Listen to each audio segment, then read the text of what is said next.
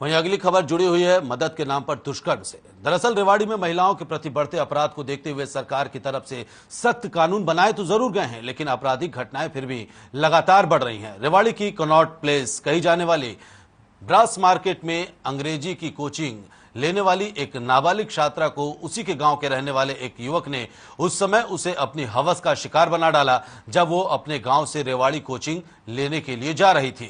आरोपी पीड़िता को कोचिंग छोड़ने के बहाने अपनी बाइक पर बैठाकर शहर के एक होटल में ले गया, जहां उसने नाबालिग के साथ दुष्कर्म किया। फिलहाल पुलिस ने आरोपी को गिरफ्तार कर लिया है और आगे की कार्रवाई शुरू कर दी है।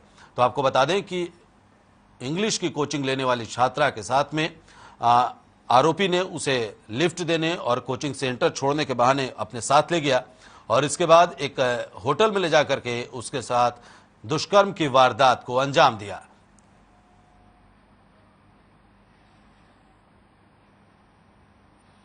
तो आपको बता दें कि नाबालिग छात्रा रेवाड़ी के ब्रास मार्केट में अंग्रेजी की कोचिंग लेने के लिए जा रही थी और इसी दौरान उसी छात्रा की गांव के रहने वाले एक शख्स ने उसे अपनी बाइक पर बैठाया और मदद के नाम पर दुष्कर्म की वारदात को अंजाम दे दिया। जड़थल गांव की पीड़िता है और आरोपी भी जड़थल गांव का ही है। यहाँ कोचिंग लेने के लिए रेवाड़ी में ब्रास मार्केट में आती है इंग्लिश की कोचिंग लेने के लिए लड़की, और 5-6 दिनों से ही उस आरोपी से इसकी मुलाकात हुई है लड़की की।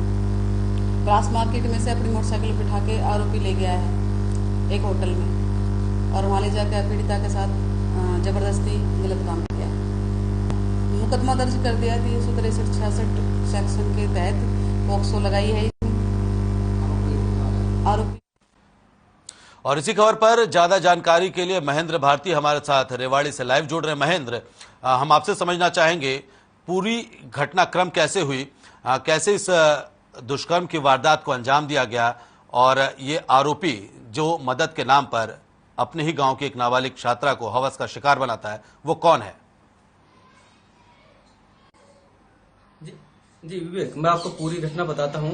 एक लड़की है एक रेवाड़ी जिले के एक गांव की और वो नाबालिग है। 12वीं पास करने के बाद वो रेवाड़ी के ब्रास मार्केट में अंग्रेजी सीखने की कोचिंग करने के लिए क्लास ज्वाइन करती है और उसी का गांव का रहने वाला एक आरोपी जो है उसका कई दिनों से पीछा कर रहा था लगातार, और वो मौके की तलाश में था कि कब युवती को वो लिफ्ट दे और वो उसके साथ कोई गलत हरकत को अंजाम दे। इसी दौरान कल एक ऐसा ही वाकया हुआ। अब युवती जैसे ही ब्रास मार्केट जाने के लिए निकली घर से तो वो युवक पीछे से बाइक लेकर आया और उसे लिफ्ट के बहाने कोचिंग सेंटर छोड़ने का बहाना लेकर उसे बाइक पे बैठा लिया और वहाँ कोचिंग सेंटर न ले जाने की वजह वो सीधा उसे एक होटल में ले गया जहाँ उसके साथ जबरन दुष्कर्म किया।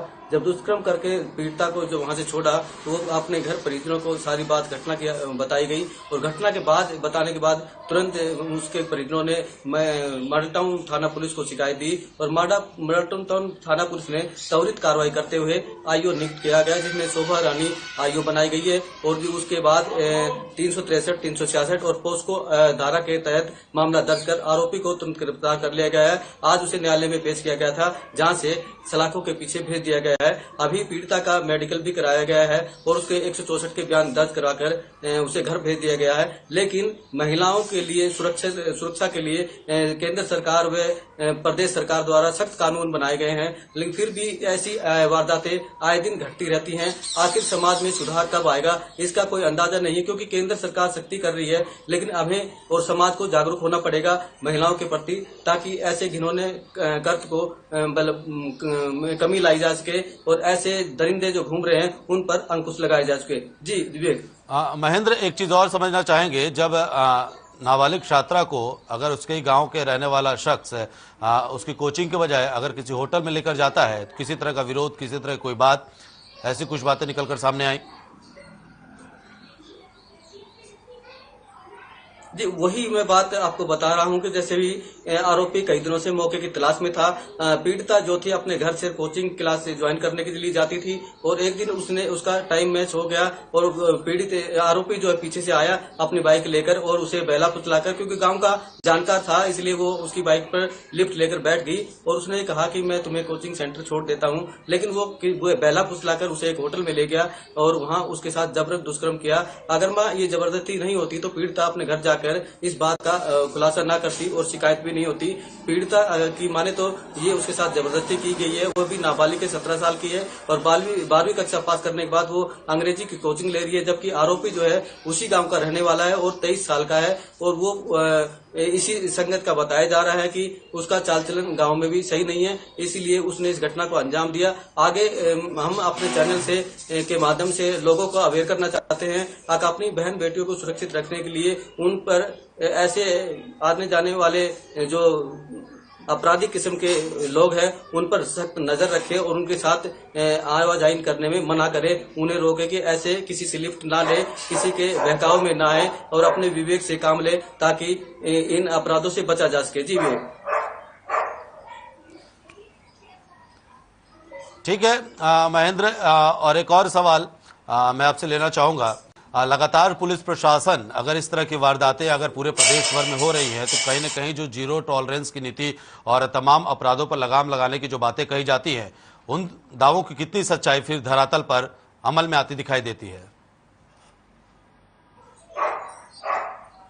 जी विवेक, जैसे पुलिस का आपने जिक्र किया और धरातल पर जैसे भी सुरक्षा की बात आपने कही गई है, उसी के सारे मायने जो है एक समाज से जुड़े हुए हैं और समाज को जागरूक होना पड़ेगा। लेकिन एक विश्वास ऐसी चीज है और विश्वास घात जो करते हैं ये उन्हीं का प्रमाण है, क्योंकि जान पहचान वाले व्यक्ति ऐसे ही अंजाम देते हैं। अनजान व्यक्ति के साथ तो महिला ना तो जाती है और ना उस पर विश्वास करती है, लेकिन जब एक किसी पे जान पहचान होती है तो उस पर थोड़ा विश्वास कर लेते हैं और सामने वाला उस विश्वासघात करता है और उसकी शराफत का नाजायज फायदा उठाता है, इस तरह की वारदात को अंजाम देता है। इसलिए हम अपने चैनल के माध्यम से उन लोगों को यही कहेंगे, आज विश्वास नाम की कोई चीज नहीं है, इसलिए अपनों पर भी विश्वास करना बेकार है।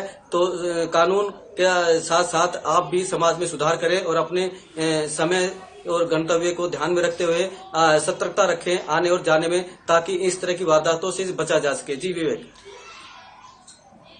ठीक है महेंद्र, आपका बहुत बहुत शुक्रिया तमाम जानकारी साझा करने के लिए। तो बढ़ते हैं आगे। शुक्रवार का दिन प्रदेश में